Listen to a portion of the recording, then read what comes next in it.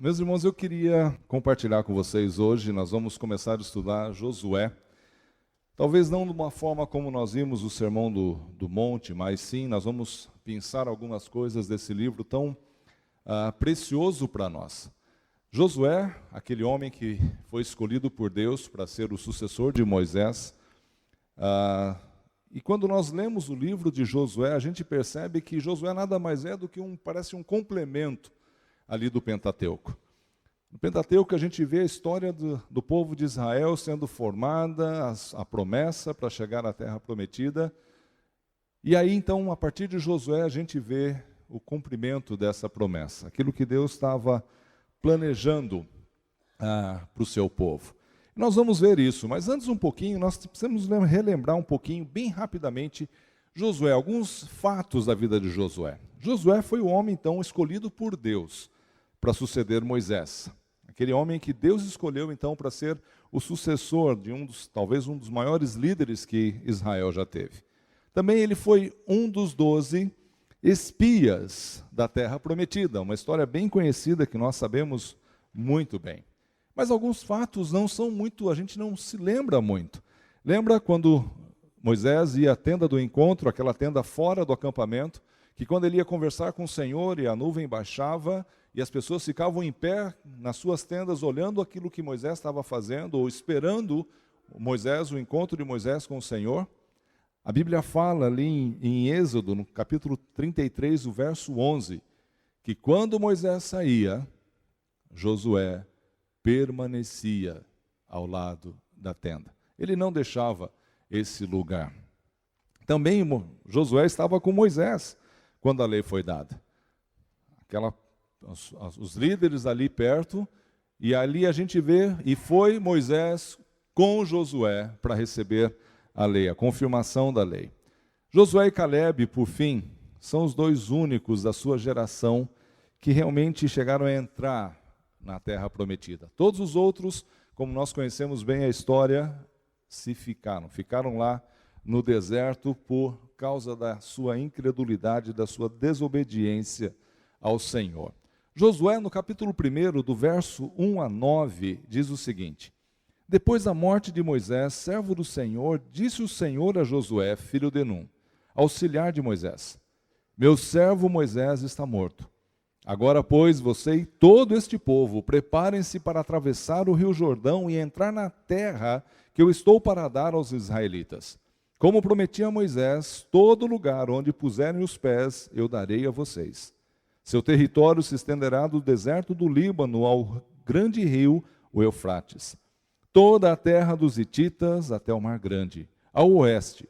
Ninguém conseguirá resistir a você todos os dias da sua vida. Assim como estive com Moisés, estarei com você, nunca o deixarei, nunca o abandonarei. Seja forte e corajoso, porque você conduzirá este povo para herdar a terra que prometi sob juramento aos seus antepassados. Somente seja forte e muito corajoso.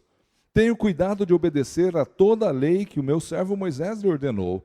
Não se desvie dela nem para a direita, nem para a esquerda, para que você seja bem-sucedido por onde quer que andar. Não deixe de falar as palavras desse livro da lei e de meditar nelas de dia e de noite, para que você cumpra fielmente tudo o que nele está escrito. Então os seus caminhos prosperarão e você será bem-sucedido. Não fui eu que lhe ordenei, seja forte e corajoso.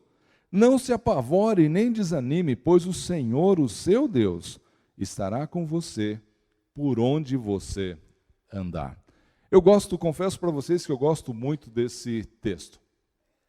É um texto que nos enche assim de um certo ânimo, uma certa alegria, quando nós olhamos para esse texto, principalmente o verso 6, que fala, olha, seja forte e corajoso.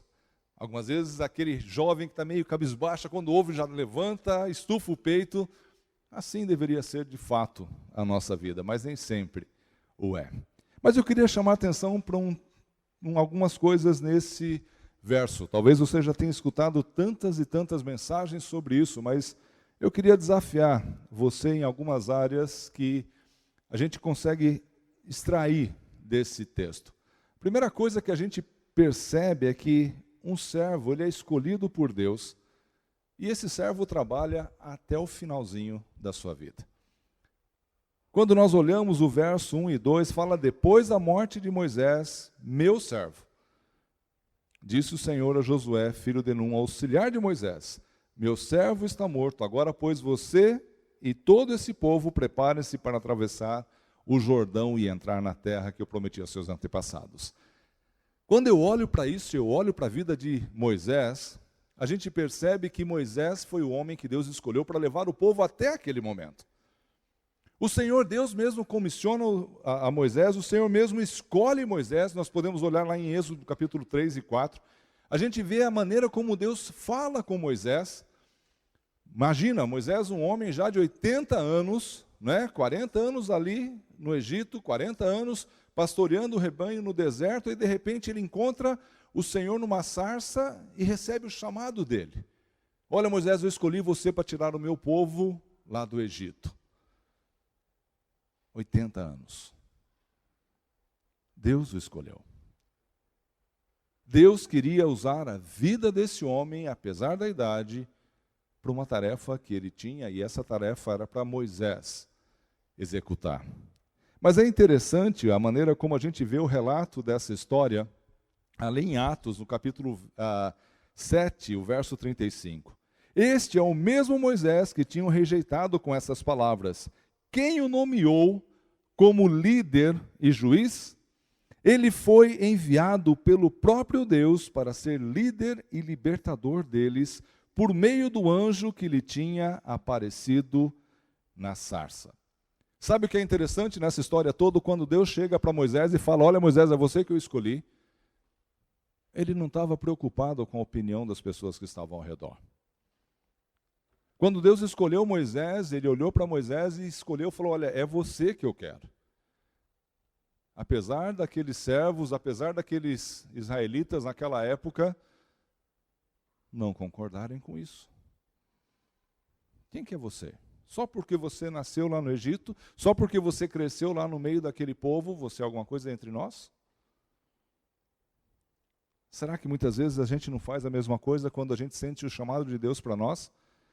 E a gente fala: não, mas eu acho que eu não posso não, sabe? Porque o pessoal lá fala que eu não tenho muita capacidade para isso. Quem é que te chama? Quem é que está te escolhendo para fazer o trabalho? Quem é que está te convocando para a tarefa que Deus tem? São as pessoas? Ou é o próprio Deus? Algumas vezes nós nos escondemos, até mesmo como Moisés fez lá, eu lembro muito bem lá no capítulo 3, e ele fala: olha Deus, olha, eu não sou muito bom, eu sou pesado de boca, pesado de língua, eu não consigo falar muito bem. Então Deus escolhe outro. E Deus fala para ele: mas não foi eu que fiz a tua língua, não foi eu que te fiz, não é eu que vou fazer todas as coisas. Oh Deus, mas mesmo assim, apesar de todos esses milagres que o Senhor tem feito, apesar de todos esses sinais maravilhosos que o Senhor tem feito, e se o povo não me escutar? A ira de Deus se acende, então ele chama o irmão. Será que Deus não está tão chateado conosco que está chamando o nosso irmão do lado para nos acompanhar, porque a gente está fazendo a mesma coisa com Deus? Mas Deus, nunca ninguém falou para mim que eu tinha capacidade para fazer isso. Mas Deus, eu não estou muito preparado, eu não sei muito bem como que é que vou fazer. Você acha que Moisés sabia tudo aquilo que Deus tinha para ele naquele momento? Com certeza não. Você acha que ele tinha ideia de tudo aquilo, do sofrimento, da luta de 40 anos peregrinando no deserto? Absolutamente não. Ele sabia disso. Então, o servo, ele realmente é escolhido por Deus. E se Deus tem chamado você, é você que Ele quer. Se Ele tem dado alguma tarefa para você executar, é sua a responsabilidade. É você que Ele quer. Não ouça o que as pessoas falam, não ouça aqueles que falam: olha, mas você não é tão bom assim. Se é Deus que está te chamando, é Ele quem vai te capacitar. É Ele quem vai fazer. Mas algo que me chama a atenção também é o fato de Deus ter feito isso com um homem já avançado em idade. Para trabalhar para o Senhor não tem tempo. Quer seja uma criança pequenininha, com poucos anos de vida, quer seja alguém já bem avançado na idade, o Senhor tem uma tarefa para cada um deles, para cada um de nós. E é interessante quando nós olhamos em Deuteronômio, capítulo 34, uma página antes, o verso 7, diz: Moisés tinha 120 anos de idade quando morreu. Todavia, nem seus olhos, nem seu vigor tinham se enfraquecido. Será que você tem essa mesma disposição? Ou ainda já está falando, ó Deus, eu já não tenho mais idade para isso não, eu já estou cansado já. Sabe quando a gente se cansa? É quando a gente para de trabalhar para o Senhor. Sabe quando a gente fica doente? É quando a pessoa se aposenta e fala assim, olha, agora não tem mais nada para fazer, eu só vou pescar. Pode ver que a vida dele vai... Por que aquele que se aposenta e continua trabalhando ainda tem vigor? Porque aquela pessoa que já está avançada em idade, e quanto mais trabalha, ainda mantém o seu vigor. Se Deus tem uma tarefa para você, não importa a idade que você tenha, Ele vai ajudá-lo a cumpri-la. A tarefa é dele, Ele escolhe, Ele capacita, Ele sustenta aqueles a quem Ele chamou.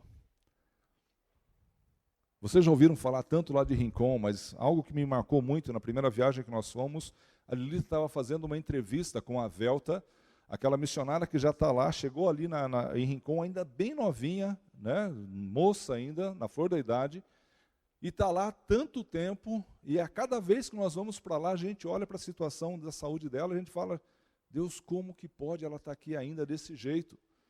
As pernas delas parecem um arco e flecha já de tão curvada que está de artrose e com muita dor. E a Lita perguntou, mas Velta, você tem parentes aqui, na cidade de São Paulo? E ela virou para a Lita e falou, eu não vou sair daqui enquanto Deus não mandar alguém para me substituir. Deus tem a sustentado durante todos esses anos.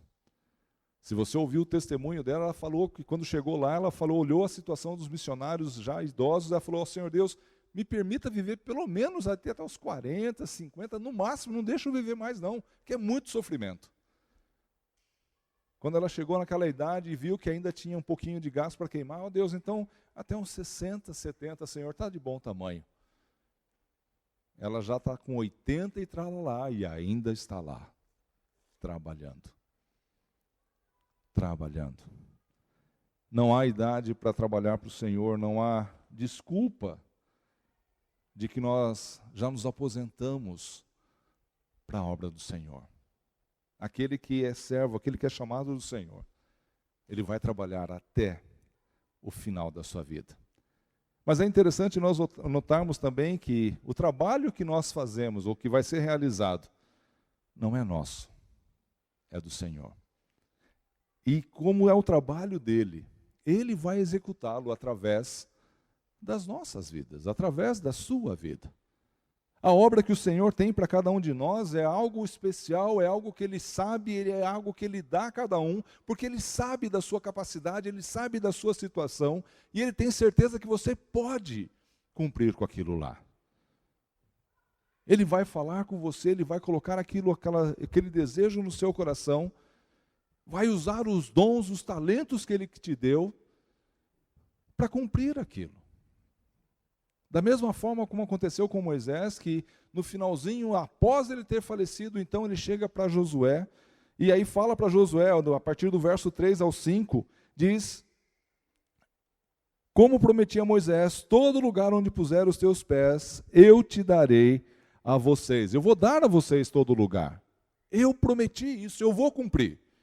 É a minha promessa, eu vou fazer com que isso aconteça. Ele foi preparando Josué, junto com Moisés. Talvez ele nem sabia do que iria acontecer lá na frente. Provavelmente Josué, quando ainda novinho, quando foi escolhido ali para estar seguindo, sendo auxiliar de Moisés, ele também nunca imaginaria que Moisés iria chegar ali no Monte Nebo, olhar a terra prometida todinha, mas não passar. E ouvir da própria boca do Senhor: Josué, você é que vai conduzir o meu povo para tomar conta daquela terra. É o Senhor quem nos capacita. A tarefa é dele, tudo aquilo que ele tem feito, ele faz porque é a vontade dele. Essa promessa que Deus faz ao povo de Israel, lá a Abrão ainda, lá em Gênesis, no capítulo 12, no verso 7a, o Senhor apareceu a Abrão e disse: à sua descendência eu vou dar essa terra. Quanto tempo atrás Deus havia prometido isso? E a promessa dele se manteve de pé. Passaram-se tempos, passaram situações diferentes e a vontade dele permaneceu. Deus quer usar a sua vida, Deus quer fazer algo através de você, ou quer fazer algo aqui na igreja, mas se você não se dispor, ele vai usar outro. Se você não quiser fazer parte dessa obra, com certeza ele vai achar pessoas que queiram. Mas que privilégio é você fazer parte de algo tão grande. Eu fico imaginando Josué, ou se fosse comigo o Senhor Deus falando: olha, Wilson, você agora vai fazer isso. Você vai tomar conta, você vai prosseguir o trabalho que um grande líder havia feito. Eu posso falar isso até do Fritz. Não é uma tarefa simples, não é uma tarefa que você faça com toda a sua confiança, dizendo: olha, você vai substituir alguém com tanto tempo no ministério, alguém tão fiel ao Senhor, como foi o Fritz. Mas sabe o que enche o nosso coração de alegria? É que não é o trabalho do Fritz, não é o trabalho da IBASP, mas é o trabalho do Senhor. E se é Ele que escolhe, é porque Ele sabe que você tem capacidade para isso. Se é Ele quem te chama, é Ele quem vai dar as condições para que você consiga seguir adiante com o propósito que Ele tem. Nós sabemos da promessa, mas nós não conhecemos os caminhos pelos quais nós vamos chegar, até chegar ao cumprimento dessa promessa. O povo sabia dessa promessa. Sabia que eles iriam herdar aquela terra. Agora, como iriam fazer? Não sabiam. Deus foi revelando, Deus foi mostrando aos poucos. Então a tarefa de Josué não era fácil, nem um pouco. Mas é interessante quando nós lembramos lá em Isaías, no capítulo 41:10, Deus falando ao povo de Israel, olha só que interessante ele fala: por isso não tema, pois eu estou com você.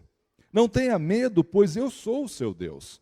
Eu o fortalecerei, o ajudarei e o segurarei com minha mão direita vitoriosa. Esse é o Deus que Josué servia. Esse é o Deus que eu e você servimos. Não tenha medo, não tema, eu vou estar contigo. Se Deus o chamou, se Deus o capacitou, vai executar a obra através de você, é porque você está debaixo da graça do Senhor. Se quando Deus te chamar, você começar a olhar para você e começar a fazer um checklist e saber assim: ó Deus, olha, eu tenho essa capacidade, então não, eu estou pronto. Pode mandar que eu vou bater no peito e vou chutar para o gol. Esquece. Não vai sair nada que preste. Porque Deus quer conduzir a sua vida da maneira como Ele quer, como Ele deseja. Ele vai estar conosco, Ele vai nos ajudar, Ele vai nos proteger, Ele vai nos guiar, vai nos exortar muitas vezes a fazermos o que Ele deseja.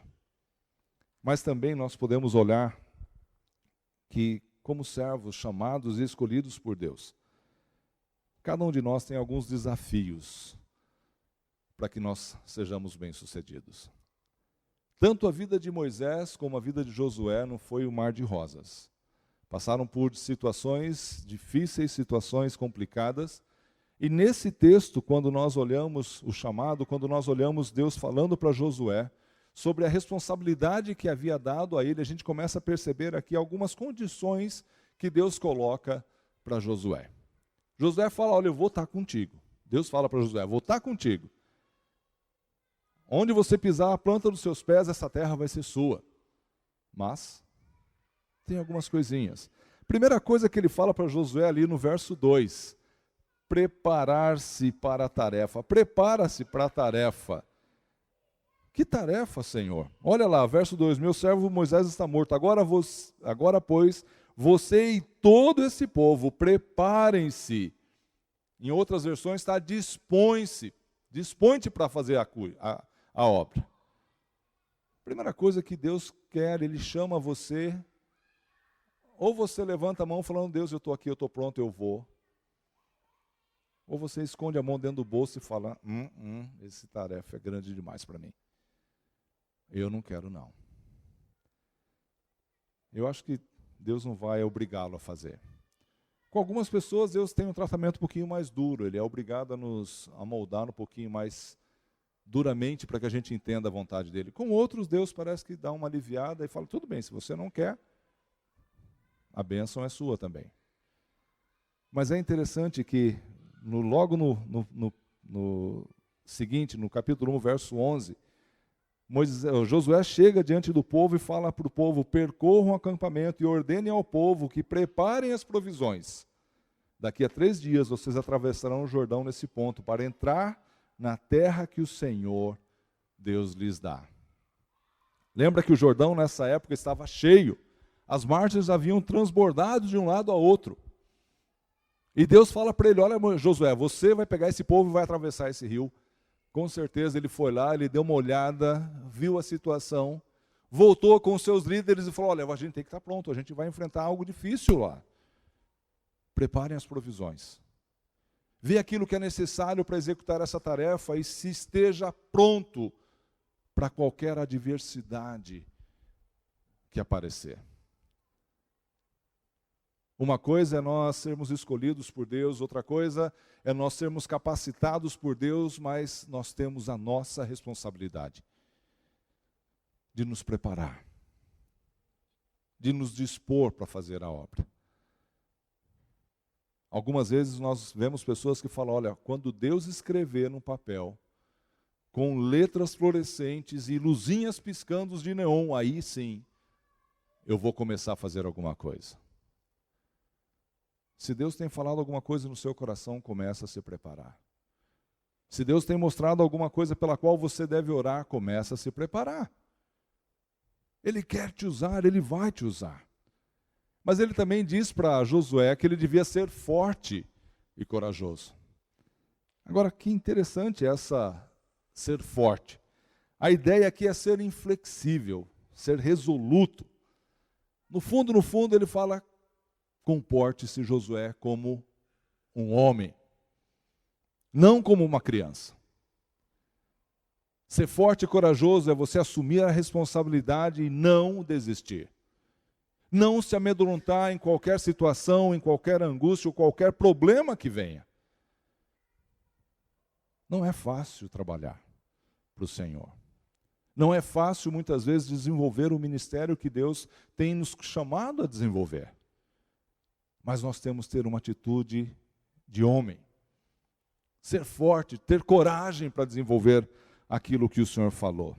Segunda carta de Paulo a Timóteo, no primeiro verso e no verso 10, Paulo está contando de todas as lutas que ele havia passado, de todas as situações difíceis que ele havia passado, e então ele aconselha Timóteo dizendo o seguinte, portanto, você, meu filho, fortifique-se na graça que é em Cristo.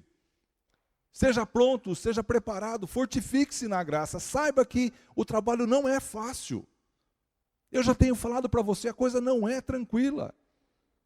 Mas ele continua no verso 10, por isso, suporto por causa dos eleitos, por isso tudo suporto por causa dos eleitos, para que também eles alcancem a salvação que está em Cristo Jesus.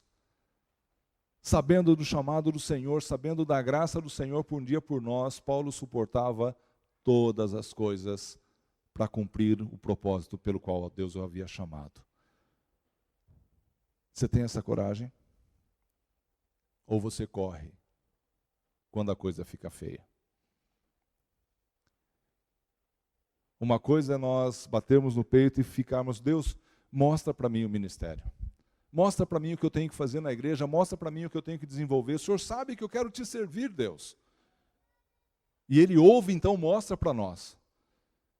E a primeira coisa que nós fazemos é correr em retirada.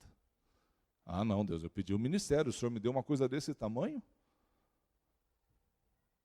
E quem disse que não é aquele é o propósito de Deus para você? Se fosse fácil, nós não precisaríamos pedir graça do Senhor. Se fosse algo que você e eu pudéssemos resolver com a nossa força, com a nossa capacidade, não precisaríamos do Senhor para nos ajudar. Ele nos ajuda, Ele nos abençoa com isso. Mas também é importante nós sermos obedientes e zelosos. Essa condição exigida para que o povo possa fazer. Anteriormente o verso 6, agora o verso 7 e 8. Somente seja forte e muito corajoso. Tenha o cuidado de obedecer a toda a lei que o meu servo Moisés lhe ordenou. Não se desvie dela nem para a direita, nem para a esquerda, para que você seja bem-sucedido por onde quer que andares. Não se desvie. Esteja ali, obediente à lei, zeloso. Uma tradução da King James, eu acho muito interessante essa tradução, olha só como ele foi traduzido. Tão somente sê de fato firme e corajoso para teres o zelo de agir conforme todos os mandamentos da Torá. Aquele que quer servir ao Senhor precisa ter o zelo, a coragem de fazer tudo conforme a palavra do Senhor manda. Não é achando atalhos, não é agradando aos ouvidos, mas é fazendo tudo conforme a lei do Senhor ordena. Isso nem sempre é fácil, porque a gente vai encontrar tanta oposição quando nós falamos daquilo que a palavra diz. Porque a palavra não agrada muitas vezes. Porque a palavra exorta, mas também nos confronta. A palavra realmente mostra para nós a graça do Senhor Deus, mas também mostra a justiça desse Deus. A mesma palavra que nos consola é a mesma palavra que nos repreende e nos ensina. É isso que Paulo fala lá em 2ª carta aos Timóteos. A Timóteo, hoje está o S e está difícil. Toda a Escritura é inspirada por Deus e útil para o ensino, para a repreensão, para a correção na justiça, para que o homem de Deus seja apto e plenamente preparado para toda boa obra. Esteja firme com a palavra. Esteja convicto daquilo que você está fazendo, está de acordo com aquilo que a palavra do Senhor tem dito. Mas se tem algo que nós precisamos tomar um pouco de cuidado, é que ser somente zeloso com a palavra, muitas vezes pode fazer de nós somente pessoas legalistas. Pessoas que esquadrinham, que leem a palavra e começam a colocar checklists em cada um dos itens. Isso daqui está certo, isso daqui está errado, isso daqui está certo, isso daqui está errado. Mas não vivem um relacionamento pessoal com esse Deus. Nós devemos sim estar sensíveis a essa orientação do Senhor. Olha o que ele diz lá no verso 8. Não deixe de falar as palavras desse livro da lei e de meditar nelas de dia e de noite, para que você cumpra fielmente tudo o que nele está escrito. Nós devemos ser forte e corajoso sim, para confrontarmos, para usarmos a palavra do Senhor sempre. Essa é realmente a base da nossa vida. Mas não adianta nada nós sabemos todos os versos de cor contra o pecado, não adianta nada nós sabemos tudo aquilo que nós devemos falar para alguém que está passando por alguma dificuldade, se nós não estivermos sensíveis a essa palavra. Se essa palavra não estiver dentro do nosso coração e fazer parte da nossa vida dia e noite, se nós não ruminarmos essa palavra durante o nosso dia, durante toda a nossa vida. É o que eu acabei de falar sobre a Santa Ceia hoje. Não adianta nada chegarmos aqui e pedirmos perdão no domingo de ceia. Nós devemos viver esse momento especial da Santa Ceia todos os dias quando acordamos de manhã. Colocarmos a nossa vida em ordem a cada dia. É isso que nós devemos fazer. Salmo 119, o verso 10 e 11 diz: eu te busco de todo o coração. Não permitas que eu me desvie dos teus mandamentos. Guardei no coração a tua palavra para não pecar contra ti. Não adianta a palavra do Senhor estar aqui se ela não descer para cá. Não adianta nada nós conhecermos a palavra do Senhor e tentarmos aplicá-la na vida das pessoas que estão ao nosso redor, no nosso ministério, se essa palavra não fizer parte do meu coração e da minha vida devocional todo dia. Eu preciso meditar, eu preciso me colocar diante da presença do Senhor para que Ele fale comigo através da palavra dEle. Não é lei, é a palavra dEle. É o relacionamento com Ele. Mas por último, ele fala algo bem interessante. Seja forte e corajoso. Não se apavore nem desanime. Eu lembro de Isaías, quando ouve o chamado do Senhor Deus, e vê os anjos ali com as 6 asas, e ouve da boca desses anjos dizendo: então ouvi a voz do Senhor conclamando: quem enviarei? Quem irá por nós? Quando Deus chama, quando Deus está mostrando para você, quando nessa manhã Ele está incomodando o teu coração, sobre as áreas que você pode atuar aqui na IBASP, que há tanto tempo você tem desejo de fazer e até agora não saiu do desejo. O que você pensa? Talvez você pense como Isaías, porque Isaías, quando vê aqueles anjos, vê aquela situação toda, vê a glória do Senhor lá, fala: puxa, eu estou perdido. Estou perdido porque eu sou um homem pecador, habito no meio de um povo pecador e agora meus olhos viram a glória do Senhor. Ele reconhece que não tinha nada de bom, reconhece que a vida dele era cheia de pecado, reconhece que estava numa situação tão ruim. Mas ainda assim ele sabia que ele podia ser usado pelo Senhor. Porque o Senhor Deus o purificaria. A palavra do Senhor vivida diariamente, a palavra do Senhor penetrando o nosso coração, ela nos transforma, ela nos limpa e purifica do nosso pecado. Nos torna aptos a trabalhar, a exercer aquilo para o qual Deus nos chamou. E Isaías responde então: eis-me aqui, Senhor, envia-me. Eis-me aqui, Senhor, usa-me. Quando a gente olha para a vida de Josué, Deus falando para Josué que ele devia ter algumas condições para que ele fosse bem sucedido. Ele tinha que se preparar, ele tinha que ser forte, ser corajoso. Ele realmente devia estar ali sensível à orientação do Senhor. Ele precisava fazer tantas coisas para que Deus o usasse, e ele com certeza fez. Com certeza falhou muitas vezes. Mas a pergunta para você, nessa manhã: qual é a tarefa que Deus deu para você?